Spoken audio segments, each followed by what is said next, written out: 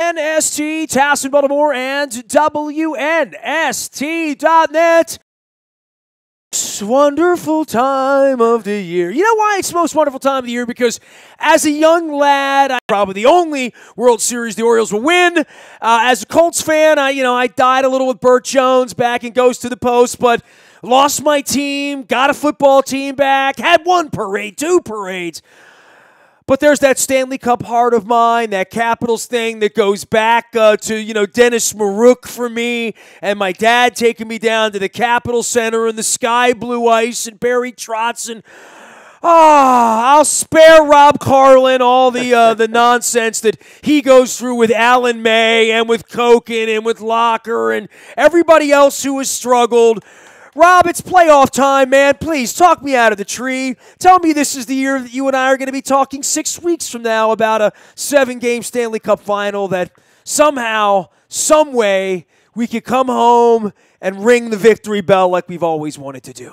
Well, I mean, if you want to go with the this year has been different. There's no President's Trophy. There's no cruise control that they've been on. There's no... Will they be able to flip the switch back on when playoff time comes?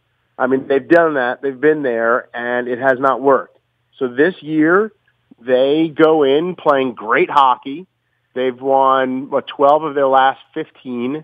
They're battle-tested because you lose 7 players, most of them impact players to the core of your team, not the big core of obviously Ovi and Backstrom and Carlson and Holtby, for, most of the season, but no one predicted this. More people predicted them to struggle to make the playoffs than to have a 105-point season and win another division title.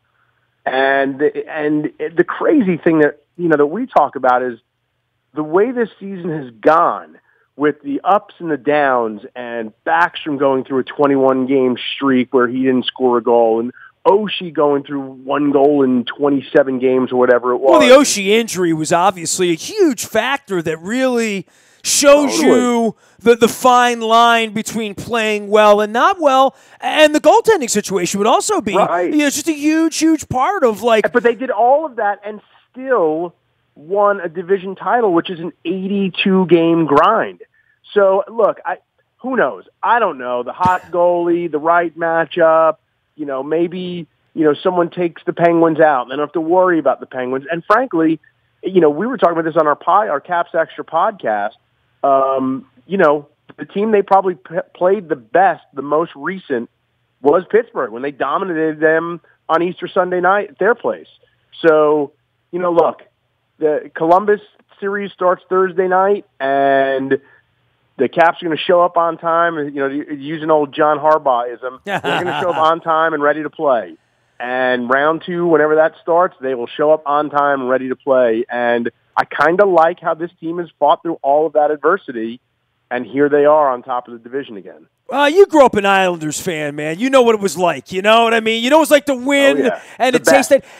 For you being, I don't want to say new to this because you've been around here a long time, but to see what it would mean to, from everyone, from a Dick Patrick down to Smokin' Al, to a Rod Langway, to Alan May, to the people that have been involved in this.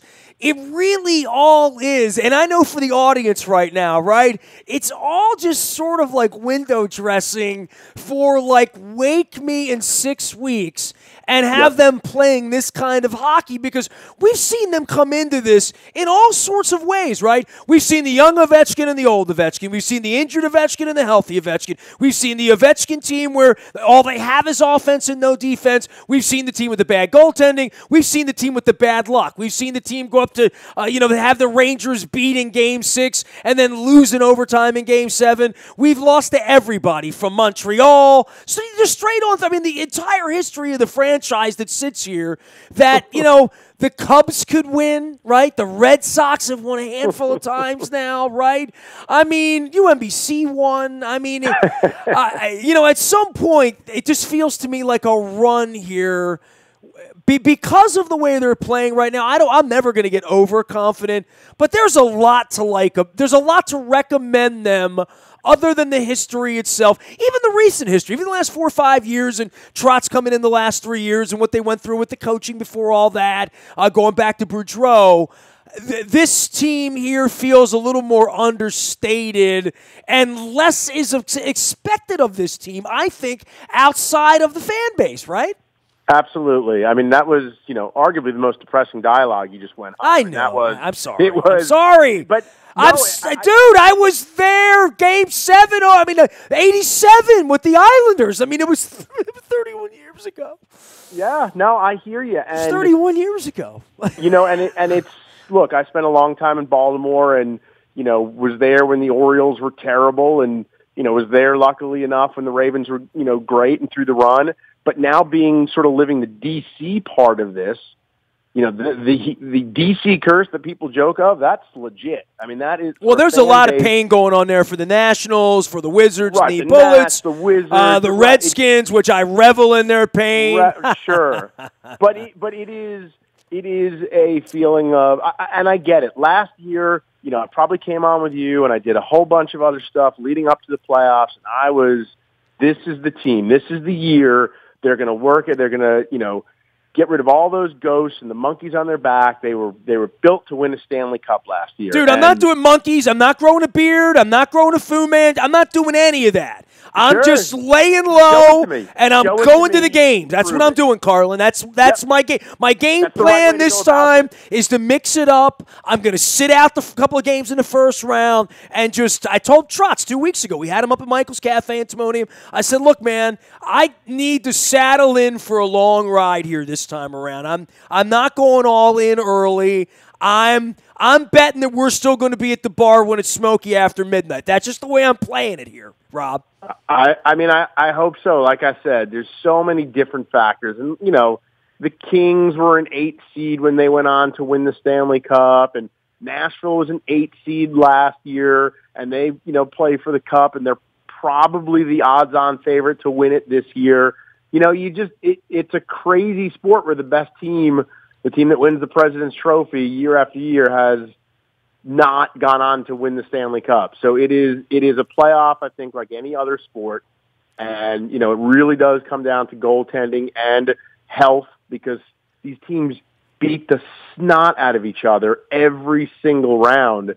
So again, look, I don't know. I don't know if this team is constructed the way you'd want for a Stanley Cup team. I'm not sure they get enough shots on goal. I'm not sure if they, create enough traffic in front of the net. I don't know. And, it's great to have like I said to someone the other day, I'd much rather have the goaltending problem that the Caps have, where 2 guys are battling out to be the number one, than, say, Philly, where you're like, well, which one of these? I don't know who to start. All these guys kind of suck. So, I'd much rather have 2 good goalies and figure it out. But, neither one of them have proven they could win at this time of the year either.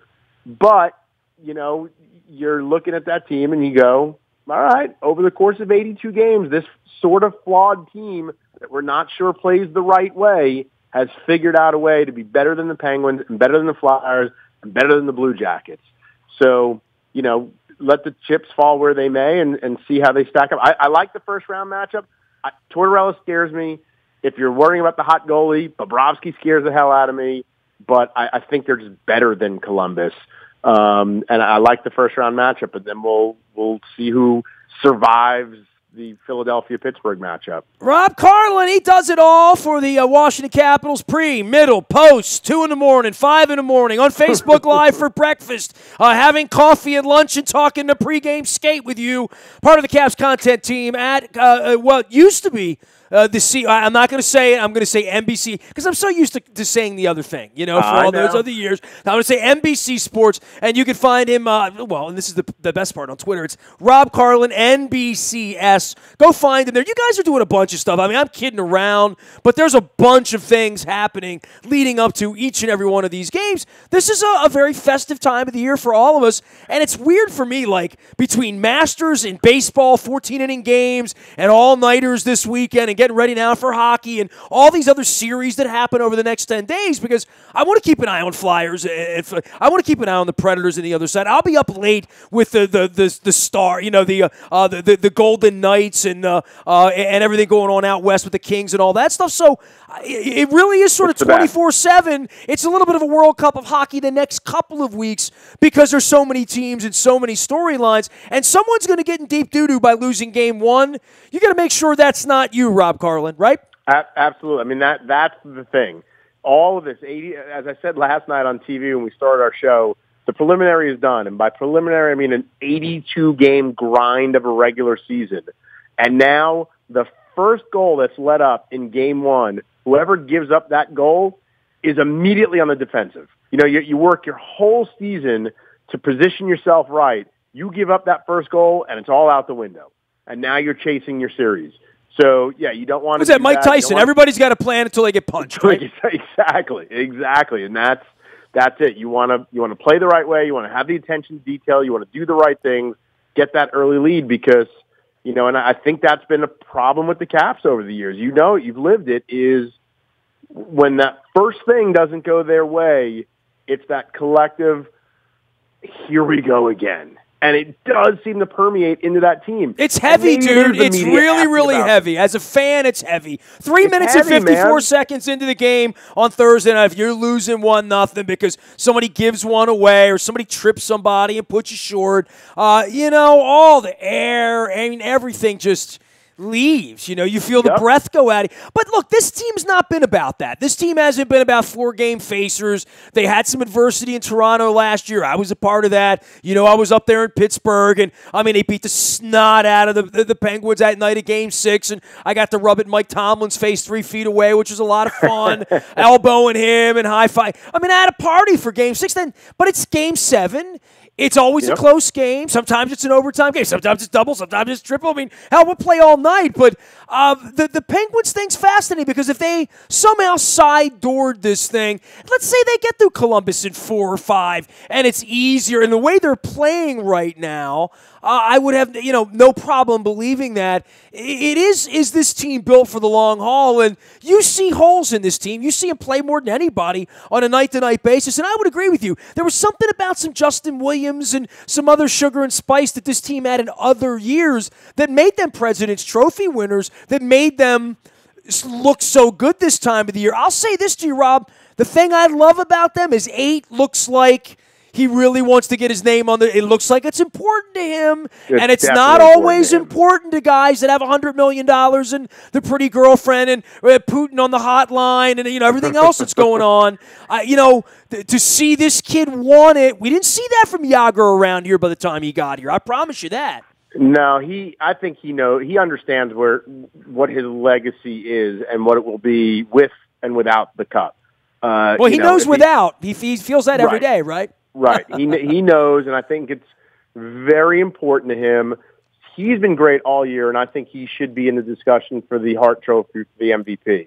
As far as, who's most valuable to his team, take those 49 goals off this team, and what are they? But, it's important to him. The things that are different this year, Kuzi's playing lights out. He is dominating games and has been now for a stretch of 20 games or so where he has just been next level. Last night he had an assist, and that he's had 7 multi-point games in his last 11 games. So last night he had 1 assist, and you're like, well, that's it? Only 1 point in this game? He's playing at another level. Backstrom has been absolutely dazzling also over the last whatever the hangover was from last year's failure, it was a thing for Nicklas Backstrom. He was not over it. And Barry Trotz, as well as anyone, he openly admitted there were open wounds on this team. And he had to let that heal at the beginning of the year. And it was not comfortable in that locker room, training camp in the beginning of the season. And whatever that was, stuck with Backstrom for a while, and he had to work that out in his head. He has figured it out. And he now knows it's time to go. And he's been playing great hockey. This team is very top-heavy. The top 6 have basically carried them. You're hoping that a kid like a Jacob Vrana, who's lightning fast and looking to score, that's the NHL now. Is he going to do it in the playoffs? Can he be a factor in the playoffs? Can this kid Shane Gersich who's really fast, and they just brought him up from North Dakota, and they churn out NHL players.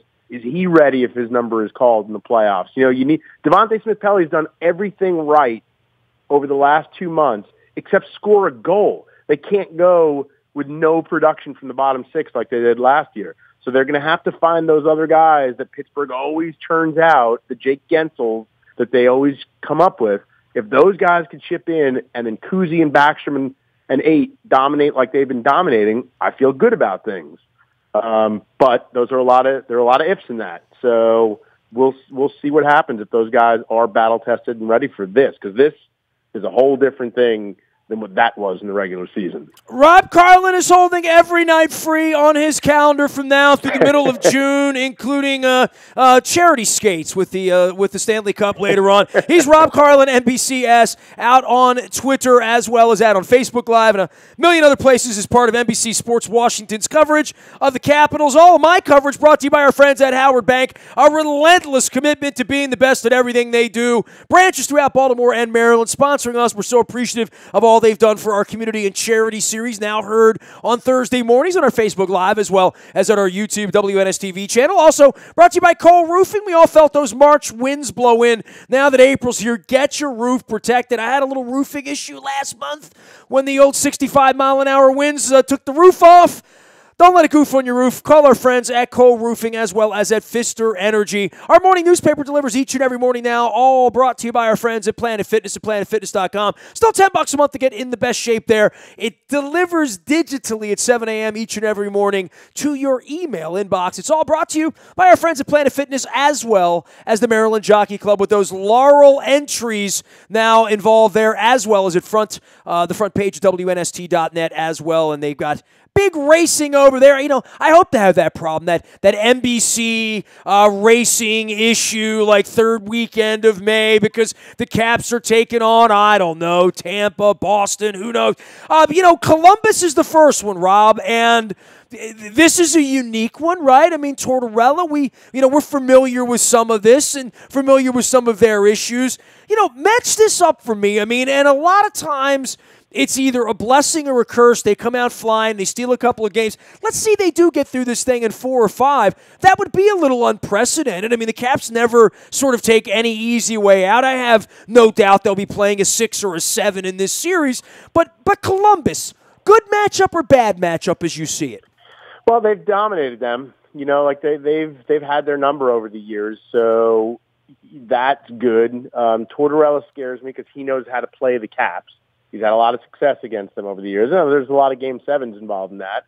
It's not like, he just ran over the Caps, but he definitely knows how to prepare for them. He's going to have his team filling lanes and blocking shots and sacrificing. And, he gets his guys to buy in to whatever he's selling. He gets his guys to buy in. He's a good coach. So that scares me a little bit. And like I said, Bob, if Bob's on his game, he can steal you a game or two. And in the playoffs, that's a series right there. So that part scares me. I don't know that they have enough firepower. They have good pieces on that team. Panarin's really good. Pierre-Luc Dubois has been really, really surprising number one center for them. And they have pieces, but I don't know that they have the horses to keep up with the Caps scoring-wise. Now, playoffs, the scoring doesn't matter as much. The power play kind of goes away. So there is something to that, but there's just a lot of firepower with the Caps. And over the years, Columbus has not been able to keep up with that. So that's where I'm thinking that, the Caps would have an advantage. And, maybe this is a 5 or even a 6-game series, but never a series that you're in doubt of losing. But, it's the playoffs. So I went into last year against Toronto saying, that team is really good. They'll be really good in 2 years. They're too young and too stupid to realize the magnitude of the moment. And, Caps will probably sweep them. Yeah, then I'm pounding sand in Toronto for 48 hours. They're having a celebration up there, and you're down 2-1 walking into a hell house fighting for your life, right? Literally. Right. And that's what scares That's me. how quickly that happens. If you're fighting for your life in Columbus next week, look out, right? Look out, but that is literally every series. So when you say the Caps never do anything easy and it can be 6 or 7, it's pretty much every series in the NHL playoffs. I mean, there's very few just easy 4-game sweeps in the playoffs. I mean, we see it every year. It's from the NBA. The 10,000-pound gorilla that year happens to be. This feels like a very open tournament, and I mean it always does because we know how the puck bounces. But I like their health right now. I like that their stars are playing well right now. I like that they're like Ray Lewis and pissed off for greatness right now. I like the underdog thing. I mean, I like the draw. I like that Pittsburgh might get softened up a little bit before you get there, or Philadelphia. I think that, and I know Philadelphia had their way a couple weeks ago, but I would be comfortable either way. There's not going to be any easy road to the Stanley Cup. I mean, it's like watching March Madness and thinking like you're getting the easy, bring on Kansas. If you're Villanova, just bring it on and we'll take care of it. I mean, you never hear the Penguins bitch about having to play the Caps, right? So ask Virginia about the easy road. Sure. I mean, we just saw it. It's look, like I said, it is a grind that the first goal changes everything. All the planning, all the prep, all the 82 games proof. And you're right. I mean, I think there is value to the NBA's super teams that they have, and they've always had. I mean, people bitch about the NBA. When the Lakers and Celtics met each other, 5 times, 6 times in the 80s, it was the greatest thing ever. That's been the NBA forever, and there's value in that. There's the behemoths that you have to chase every year, and you're just kind of waiting for that inevitable showdown. Then there's the NHL, where it is a crazy tournament. There isn't a great team. I mean, Nashville's the President's Trophy winner. If you're not a diehard NHL fan, you'd be hard-pressed to name 5 guys on that team. That was kind of fun watching them all gathered around a mobile phone watching the end of the game. That was great. It was great. It was very, very entertaining. and it's an easy team to like. If you are a hockey fan, that's an easy team to like. They play the game the right way, and they're relentless. They just keep coming at you in waves and crashing in front of the net. They play the game right. And then, Vegas. If you're not an NHL fan, you might be hard-pressed to name 3 guys on that team. So, By the way, I'm smiling because when I talked to Trotz 2 weeks ago, I said Nashville, it's kind of like they're hanging out in the pool, splashing around, having a good time in the house you built. Right. Oh, yeah.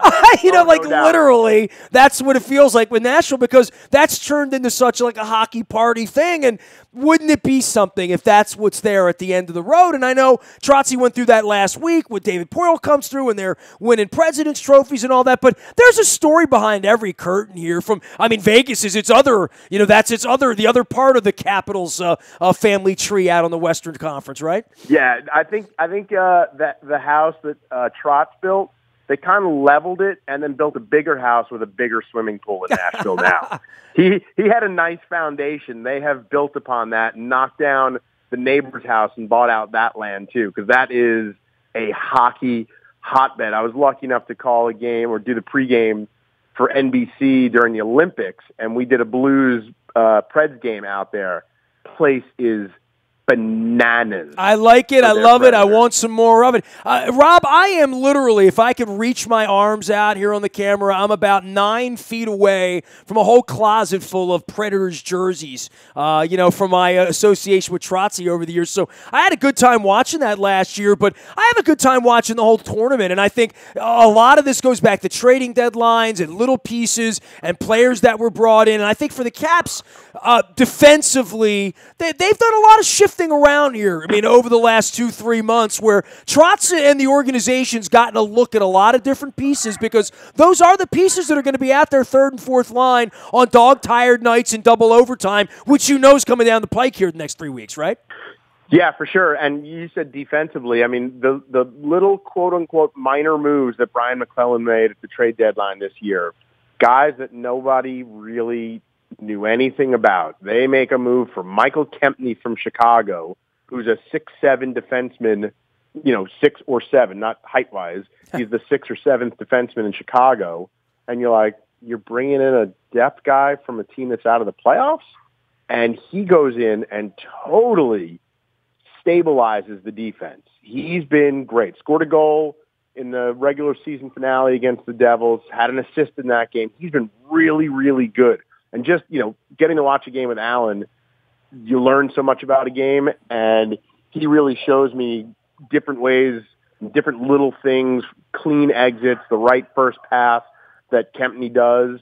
And then they go and get this guy, Jacob Yarabek, who literally no one heard of. He was a spare part for a bad Montreal team. And they bring him in, and the difference was you had rookie Madison Bowie, who was at that point really, it was getting rough every night. He was regressing a little bit. And Christian Juice, who was a good young player, but he's small and he's learning his way. Now you got two guys who played a long time overseas. They're professionals. They're grown men. They understand how to play the game. So their defense is so much better just by these two little minor moves that they made that did not impress a single Caps fan when they were made. And those guys have totally changed the defense. And I think Philip Grubauer has, as good as he's played, you're only as good as the people in front of you too. And he's been, the beneficiary of just better team defense down the stretch. When somebody taps you on the shoulder and says you're getting dealt to Washington on the trading deadline day, you would think, I got a chance to win. You know what I mean? Like you would arrive with a little bit of extra hydration going on, a little bit extra pep in your step. I think for all of these guys, I didn't want to bring up trading deadline. You saw me divert off the Forsberg the Predator thing, right? I know. I tried to help you pivot off that. I just moved away from that. Rob Carlin joining us here. It's all brought to you by our friends at Royal Farms. Real fresh, real fast. The tasty coffee. Make sure you're downloading that app, just like Justin Tucker tells you to do. And that way you'll get some freebies. You'll get some free fried chicken and some Western fries. Royal Farms, real fresh, real fast. I'm going to be doing some viewing parties for games 3 and 4. I'm not going to let the cat out of the bag, but we're going to be doing some stuff next week. I want to make everyone aware of our support for all things Rock the Red. All right, Rob, no prediction on anything, but just give me a parting shot on where you are as this tournament begins, or maybe just a couple of things to look for, or some things for a Caps fan to sort of hang their hat on going into this thing with some level of confidence, calm.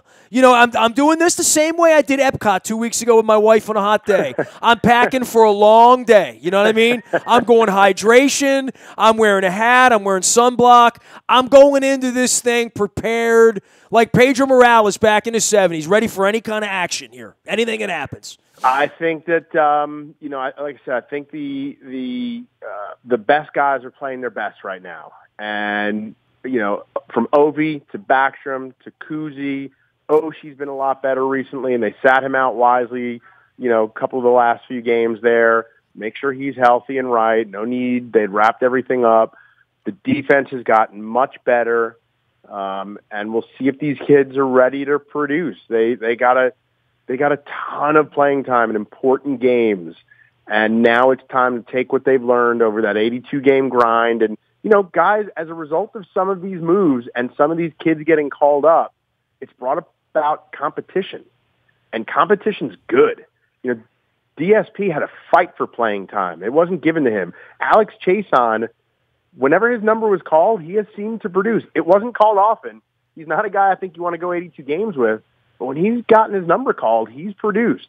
So there's competition. There's hungry guys. There's guys that want to get on the ice that are, determined to prove to their coach every day in practice that they deserve to be on the ice. And I think that's different. Last year, they penciled the same 4 lines and the same 3 defensive pairs from opening night and said, that's where I'm going to ride and die with this crew. So, it got easy. And it ain't easy with this team, and nothing's been easy about this team. So maybe some of that hunger and that determination and that the learned process of winning will pay off at this time of year. That's about all I can promise, because there's been too many promises made that did not get lived up to. But I'll tell you that this team is battle-tested and ready for this time of year, and now we'll see what happens starting Thursday night. Keep calm and rock the red, Rob Carlin. And by all means, hydrate, get your caffeine, eat your Wheaties, get your rest. Because, I've seen you grow 2 shades of a color of a beard just in overtime here in some of these games over the course of the years. You come in at 6 o'clock, you're clean shaven. Next thing you know, we're going to triple overtime. It's 1 in the morning, and, you're out of water. So just make sure I got shades of a gray beard starting to grow in. That is true. I'll be hydrated, ready. I will stretch before every show. I'll be ready for a long night. And by the way, before we say goodbye, say hello to Robert Griffin for us. Tell him we're all been thinking about him. I've been saying this for a week, and you'll laugh at this, but I went. That's the Liars Luncheon, right? You've been to the Liars Luncheon. Rob, nothing ever happens at the Liars Luncheon, right? Like, right? Like, you're not prepared. I mean, I got caught with my pants down. I mean, I got my phone. I'm in the front row, sitting up straight. Ozzy comes in, and we signed Robert Griffin. I swear to you, Rob, it took me 15 seconds. Like, I'm processing it. Everybody's reaching for their phone. Now they're trying to have a Liars Luncheon. Everyone in the room is, like, tweeting, and my first thought is, Robert Griffin, who is that? And I'm thinking to myself, the quarterback, RG3, that guy? Because I, it's very rare that you hear him referred to as Robert Griffin. Well, we stopped after like the first season when he was RG3. That first season, he was RG3, and it was a phenomenon. And I always say this to people, Redskins fans that I meet now, that happened. That really happened. He was a phenomenon like I've never seen in anything I've ever covered. When he ran past me, he had that 76-yard touchdown run against Minnesota. I was down on the field. He ran right past me and then jumped into the crowd. And I went, oh, my God, this kid can do anything. You're going to see. We're going to have parades and fireworks at the quarterback position. Headdresses. Changing the game. And then it all crashed down. And he was a big part of a lot of his own problems. But he was a phenomenon. But good luck with him, man. Hey, you're gonna like him. He's a nice kid, right? I mean, Baylor kid, right? You're gonna love him. He's probably been humbled a lot by now. You know where I'm gonna love him? I'm gonna love him on the bench, watching Joe Flacco be an elite quarterback this year and throw the ball on time and run the ball and kick 53-yard field goals and win 11 or 12 games. That's what I want us to do. That's Ravens football right there. If Robert gets in, if you're looking for a guy who's going to throw the ball on time and lead a receiver, he ain't your guy. Can he catch? That's all I need to know. That's the question we're asking maybe here. So, but he can't take a hit. We've seen that. And if he can't catch, can he pitch? We need some starters this week.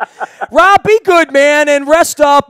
Best to Meg, best to everybody down there. Tell Alan, appreciation. And by the way, let me smooch you guys all of you before I go. It's a pleasure to always watch the broadcast. And I don't want to give this away because at some point in the next week, the game's going to go to overtime. It's going to be one of those 7:30 games. My eyelids are going to get all Fred and Barney like I'm going to need toothpicks. It's going to be like 11:32, and you and Alan are going to come back, and you're going to be like, we're going into the 5th period or the 6th period, and I might take a nap during your set. I'm just letting you know, all right? That's okay. I set my phone like 6 scores so I can go to bed. Please score. And then they don't score. And unless you're caffeinated, I give myself like a 14 to 16-minute nap. I'll set it, and I'll wake up, and, you and Alan will be throwing it back to the rink, and I'll be like, all right, I'm ready to go for one more period, right? I mean, that's going to happen.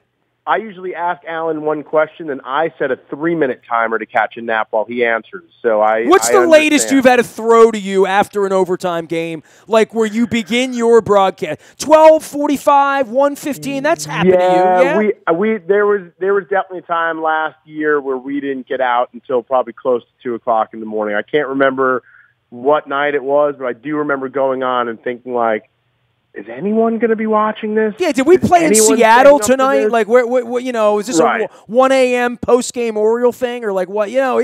Well, we're going to have that. I know that's going to happen because that's what happens in this crazy sport. I can't complain, though. I get paid to talk about sports for a living. You understand that. Stealing money, we all are. I'm 27 years in. Money. Shh, don't tell anybody. I know. Rob, get some rest, man. Always love what you guys do, man. Appreciate it. Take care. Facebook Live, Twitter, NBC Sports Washington, before the game, during the game, before the first overtime, after the first overtime. Rob Carlin, Alan May, Koken, Locker, all those. They're all there.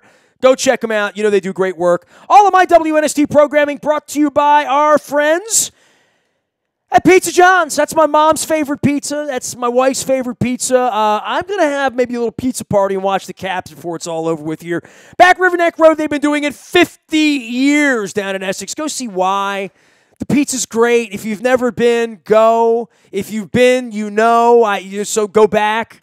I tend to make people very hungry when I post the pictures of the pepperonis down at Pizza John's. So go check that out as well. Also want to give a shout-out to our friends at Freedmont Mortgage, sponsoring all of our swabbings, including our swabbing at Michael's Cafe and Timonium with Barry Trotz 2 weeks ago. Big appreciation for all that they do. Don't make a 30-year mistake by choosing the wrong lender. You need the right lender. You need Freedmont Mortgage. Learn more at Freedmont.com. We're going to bring Carl Delmont in to talk about the Celtic soccer program before it's all over with this week as well. He also loves the Caps too. We got World Cup coming up in like 8 weeks. We got Masters residue. The Orioles are like relevant and kind of exciting this week. The Caps are about to go after it. The Wizards are going after it. We get an NFL schedule coming out. We're going to be doing a trip to Charlotte and Atlanta and to L.A. We're playing National Football League football in a soccer stadium in L.A. against the Chargers, who are like homeless. You want to be there. I say that in jest. Maybe we'll sneak into San Diego.